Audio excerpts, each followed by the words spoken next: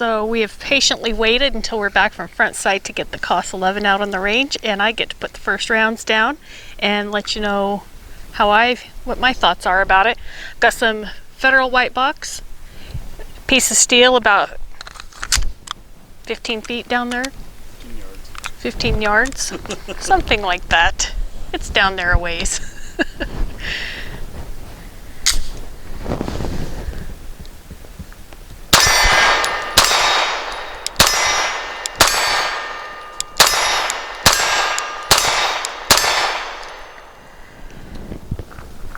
I'd say that I really like that.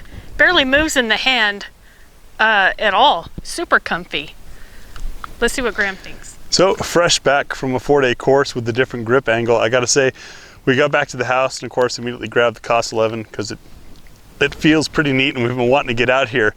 And just in basic ready ups, grip angle was wrong for me. And that's only because 4 days of drawing a totally different grip angle. It's the classic 1911 versus Glock grip angle thing. Only takes a couple tries to get used to.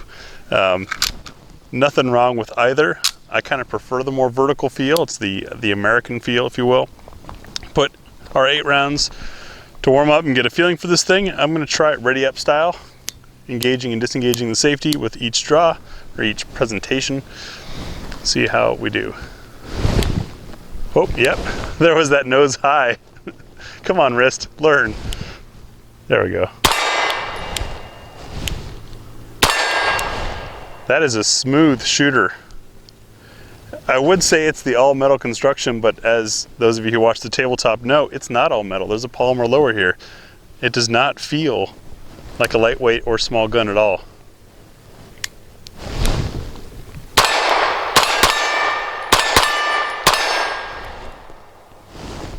This is going to be a fun one.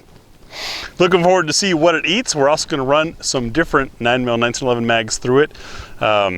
We'll do that off camera, and if we identify something that works, we'll let you know. Because this is going to be a fun one.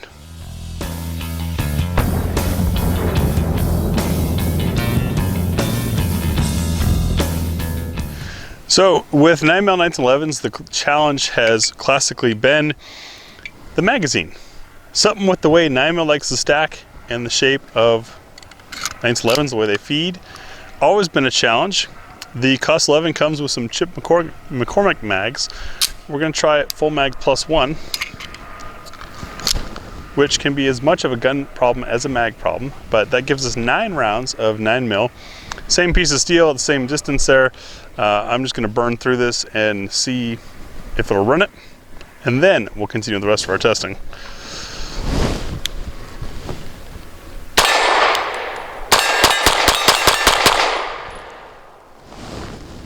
No troubles. Now let's get on to that what's for dinner. And it's what's for dinner time. Big thanks to all of our Ammo Squared supporters. You guys are the ones that help make this possible for us. Keep in mind, this is being filmed in 2020. Hopefully someday we'll look back on this footage and laugh about the times when this was a rare sight. Anyways, the point of what's for dinner is to see what will cycle in the gun. We use different bullet weights today, from 65 all the way up to 158 grain.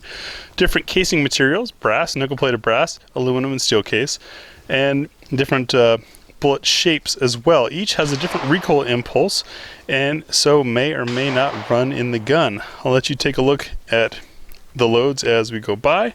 This is done with 3 shots of each type. Why just 3? Well, we want to see, does it pick up from slide lock and feed that first round? Does that round generate enough energy and cycle the gun well enough to eject it, pick up and feed the next round?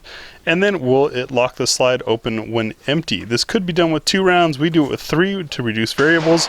We don't do a full magazine because that's testing the magazine, not the gun. And on guns like this, especially 9mm 1911s, magazines are a big variable, and that's why those of us who have 9mm 1911s have a pile of mags. We're also going to check out these mags before shooting. So off camera, we checked out the mags we brought, and all the ones that we were sure were 9mm mags worked. One that may not have been a 9mm mag did not work. So we eliminated that.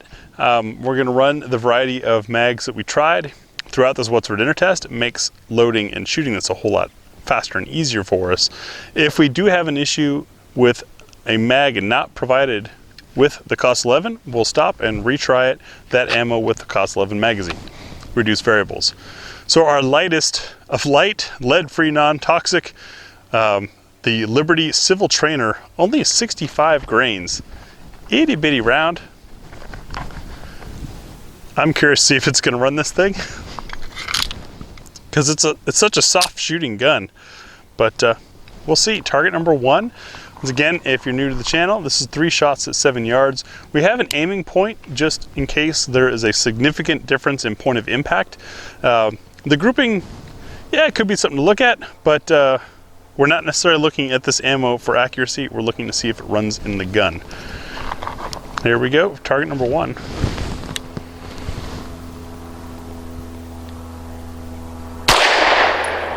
Snappy.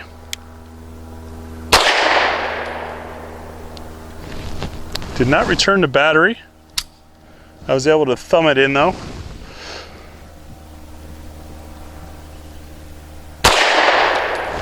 It did lock the slide open though. Stepping it up to 90 grains, Winchester Super Clean. And this is another lead-free. It's a zinc bullet. You know, provide little minerals to your target. For target number 2.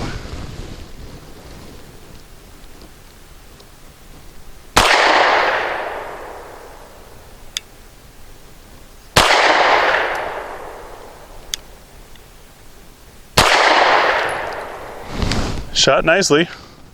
First one was dead centered. Then I got all excited.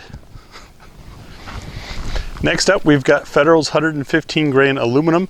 Aluminum cases expand and contract at a different rate than brass does, so they can sometimes choke guns. They are, however, lightweight and cheap, so that's why they're popular to shoot. This is one of our bonus mags.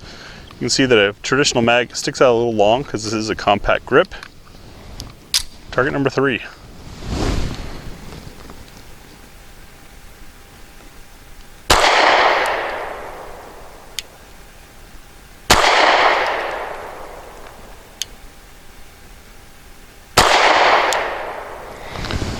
Two in the same hole. Did not lock the slide back, but I want to note,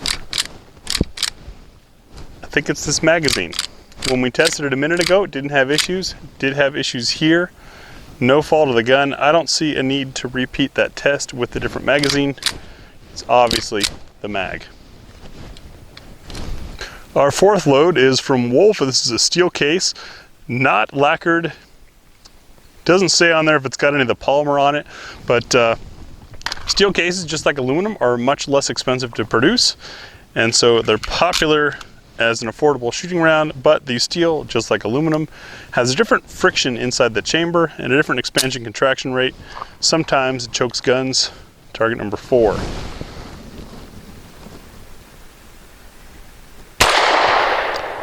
Definitely a hotter load.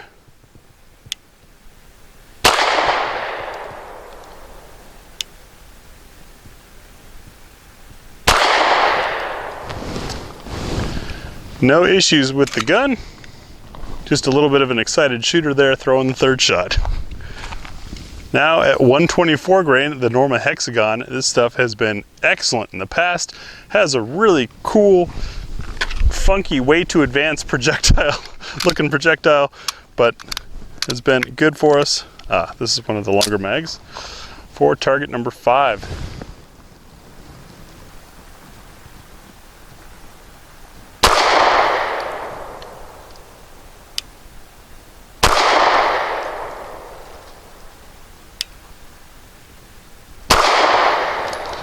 No cycling issues.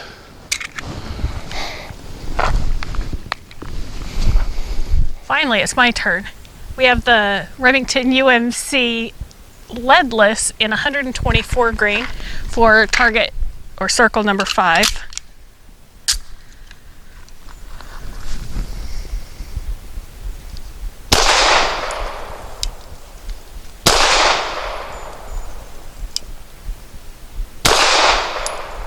Ah, I see what I did wrong on the first two.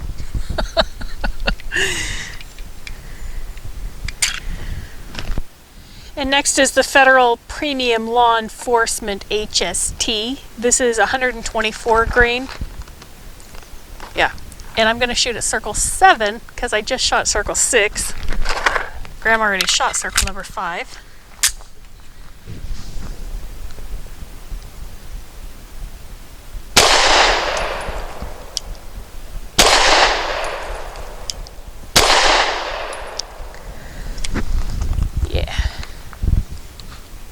How does that stuff do recoil-wise? It's not an uncomfortable recoil. It's a definite push in your hands, but it doesn't give a lot of flip and not a lot of vibration in the grip.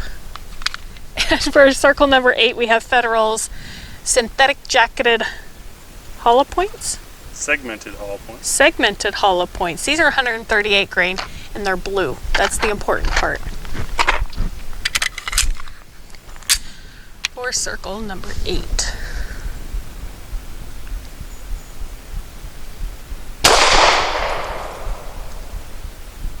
Oh. It's like a feed issue. Let's try that and it should before next mag. Yeah. So I've put those last 2 rounds that didn't feed through the other magazine in a new magazine. We'll see how these do in this magazine. Still on circle number 8.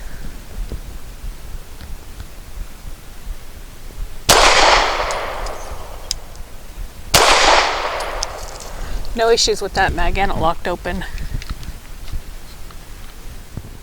And for circle 9, we're gonna try the Spear Gold Dot in 147 grain. These make a nice little flower. That's what it shows me on the box anyway. And truth be told, I'd probably buy it for that reason.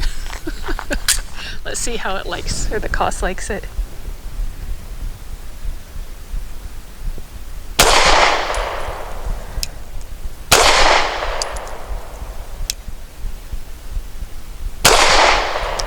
Definitely pulling to the right a bit today. Ooh, those smell funny. All right, these are PPU 158 grain. These are subsonic, usually pretty pleasant to shoot. For circle 10.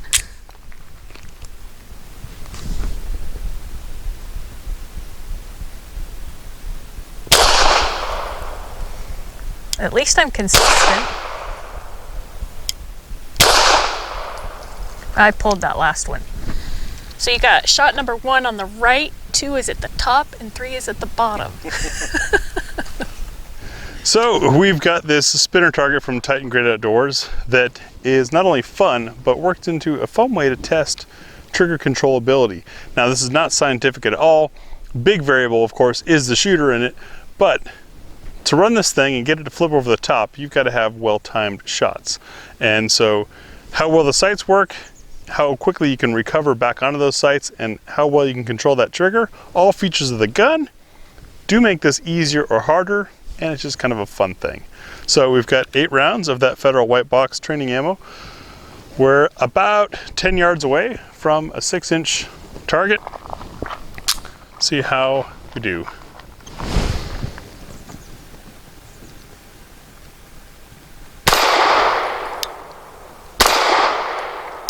See, ideally, you hit it when it's retreating to give it more energy.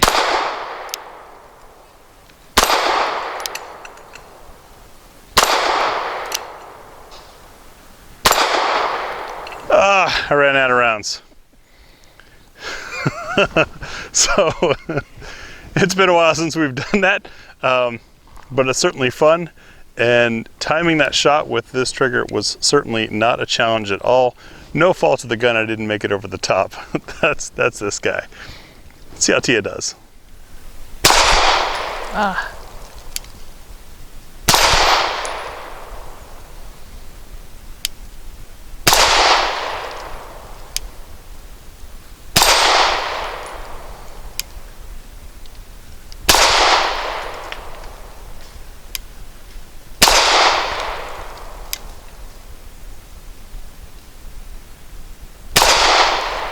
Not today.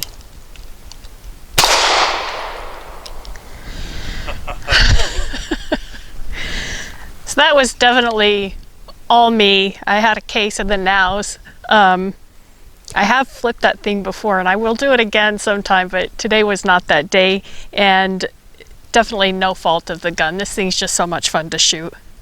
So as we headed back to the range table, we noticed that the rear sights had come a little bit loose, which may or may not explain why I was so consistent to the right on those shots, but we fixed it, it's tight, and now we're going to test the grouping of the gun, regardless where those rounds hit, with our Nosler 115 grain. 5 shots from 7 yards for accuracy, and I will aim at the right circle square.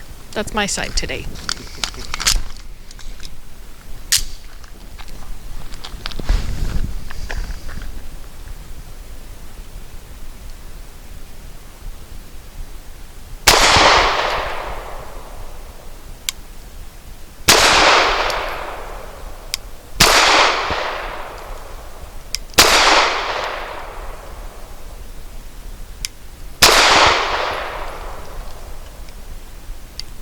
Nice.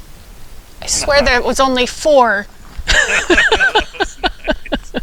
All right, now my 5 shots from 7 yards using the same Nosler 115 grain match. Tia's behind the camera dancing. She's pretty proud of her last group, putting the pressure on me. Let's see how I do.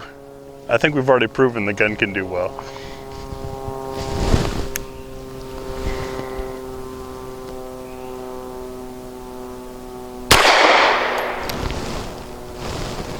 Oh, we had a malfunction. It was an interesting stovepipe of the next live round. I caught it out of the top. These are the Chip McCormick mags. Might be an issue with these mags. As I believe I've said before already in this video, 9mm1911s, the challenge these days is usually in the mags. That was a good first shot. Let's see if I can keep that up.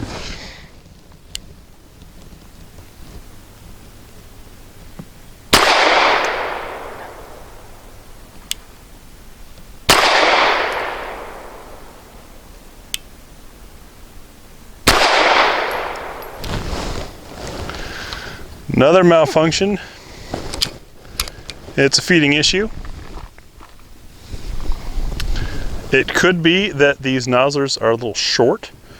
That's part of why we do that what's for dinner test, is bolts have different overall lengths. Could also be that Tia's cast some spell over there trying to jinx me and interrupt my run so that I don't have a clean group of 5. Let's see if we finish this off. One last shot.